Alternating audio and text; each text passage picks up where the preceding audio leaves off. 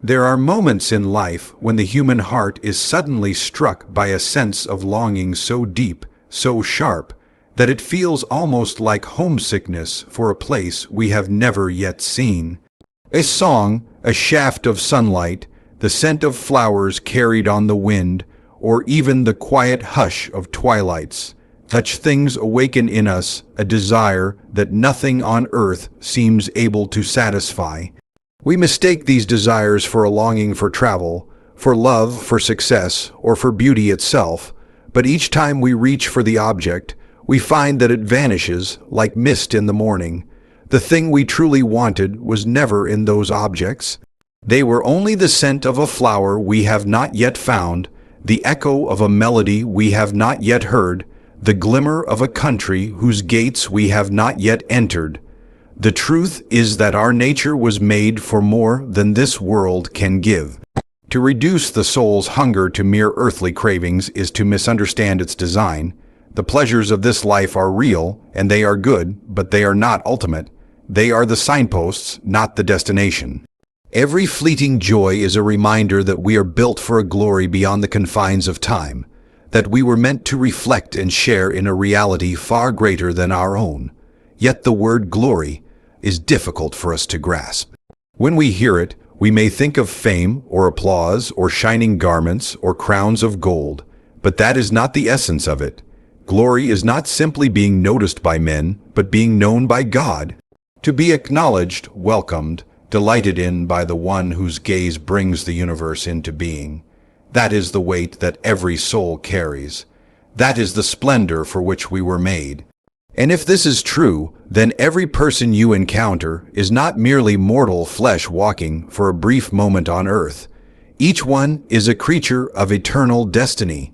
The dullest, most uninteresting person you meet may, if you saw them in their final form, be a creature so radiant and full of glory that you would be tempted to bow in reverence, or else, if glory is refused, a ruin and a misery so complete that no horror in our world could equal it. There are no ordinary people, nations, empires, civilizations, all these will pass, but the neighbor beside you, the stranger in the street, the child at play, these will endure forever. Their destiny will be everlasting splendor or everlasting loss. This truth places upon us an incredible weight, for it means that every interaction we have carries eternal significance. The kindness we give, the cruelty we inflict, the patience we show, the scorn we pour, all of it nudges another soul, however slightly, toward glory or toward ruin. We cannot escape this responsibility. We are, all of us, daily assisting one another either into the arms of light or into the abyss of darkness. But let us not shrink back in fear, for this weight is not only burden but joy. For the glory we are promised is not one we seize for ourselves, but one given to us as a gift. It is not the brittle glory of human achievement, which fades and is forgotten, but the eternal weight of being welcomed into the joy of the Creator, of hearing at last the words every heart secretly longs for, "Well done." To stand before the source of beauty itself, and not merely see but share in that beauty, to be clothed in immortality, to find at last that the ache within us was pointing home all along. That is the fulfillment of every longing. So let us live in the light of this truth. Let us carry ourselves not as though our days are empty shadows, but as beings who bear a glory too heavy for words.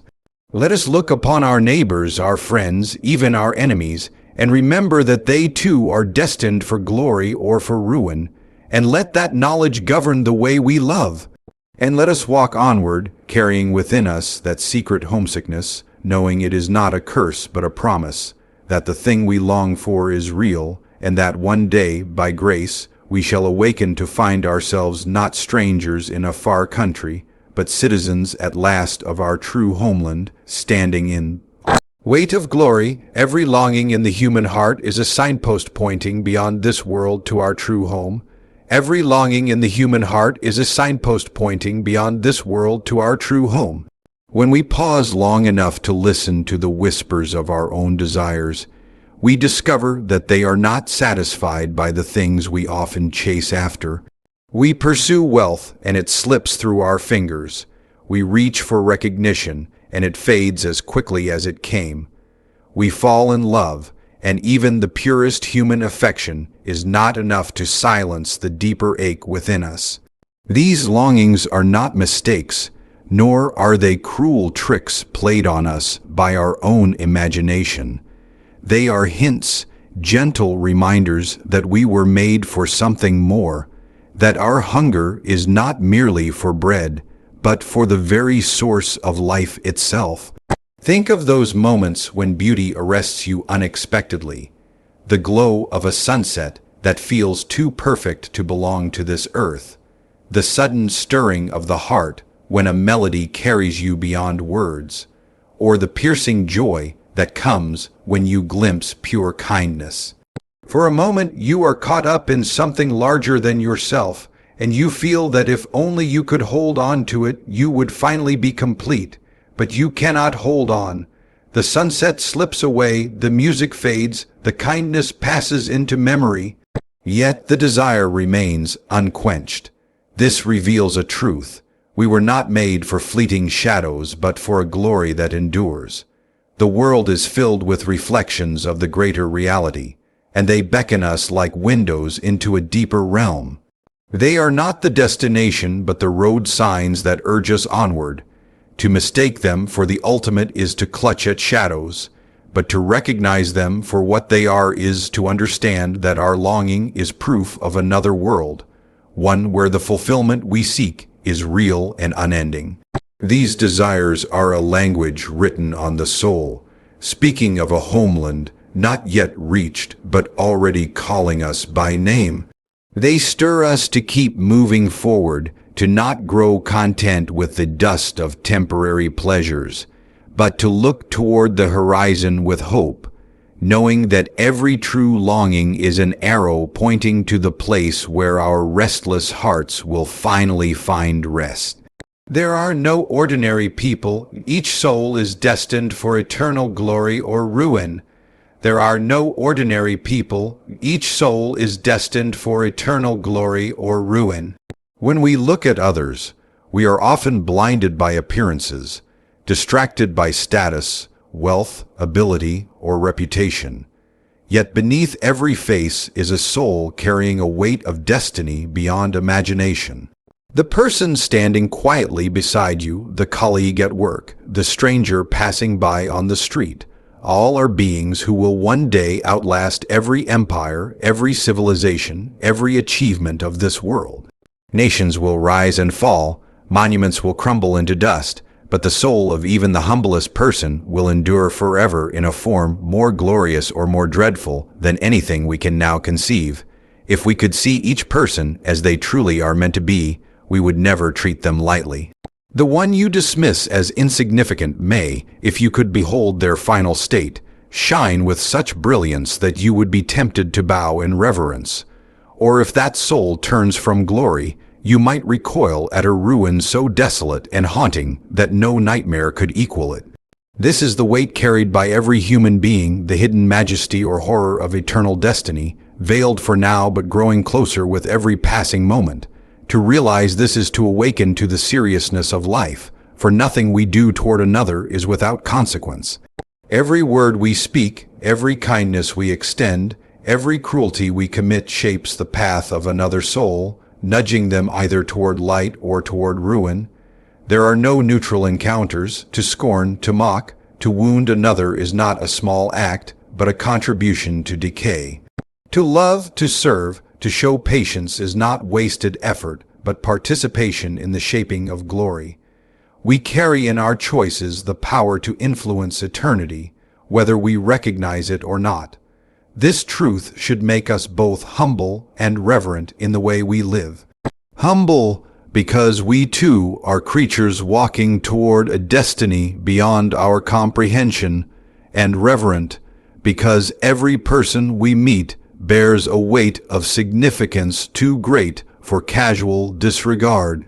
There is no such thing as an ordinary person, for every soul you encounter is a being of unimaginable importance, marked with a future that will magnify what they are becoming until it is beyond anything this present world can contain. To be known and delighted in by God is the true weight and fulfillment of glory. To be known and delighted in by God is the true weight and fulfillment of glory. At the core of every human heart lies the deep desire not only to exist, but to be seen, acknowledged, and loved in a way that never fails. We spend much of our lives searching for this recognition in the eyes of others, chasing affirmation through achievements, applause, beauty, or influence. Yet none of these truly satisfy. The praise of men is fleeting, the approval of crowds shifts with the wind, and even the sincerest human love cannot fully reach the depths of our need. What we long for is not simply to be noticed, but to be truly known, understood completely, and still welcomed with delight. This is the essence of glory, not the shallow glitter of fame, but the eternal joy of being looked upon by the one who created us and hearing his voice say, "You are mine, and in you I am well pleased." Such a moment would outweigh every triumph of earth, for in it we would discover that the hunger which drove us through all our restless pursuits was never misplaced. To be delighted in by God is not merely to be accepted, but to be cherished as part of his joy, to find ourselves not only forgiven but honored, not only tolerated but celebrated by the very source of life and beauty. When we imagine glory, we often think of crowns, light, and majesty, yet the truest glory is relational. It is to be welcomed into the heart of God, to share in his eternal joy, to stand before him not as strangers or servants, but as beloved children. In that moment, every shadow of insecurity, every wound of rejection, every ache of loneliness will dissolve in the light of his delight. To be known and loved in such a way will be the answer to every silent question our souls have ever carried. And if this is the destiny prepared for us, it casts a different light on the present. For every struggle, every act of faith, every moment of endurance is leading us toward that recognition. The weight of glory is not a burden we achieve, but a gift we receive, bestowed by the gaze of God himself. Nothing in this world compares to the reality of being seen, known, and delighted in by the one whose word called galaxies into being, and whose joy alone can satisfy the infinite longing of the human soul.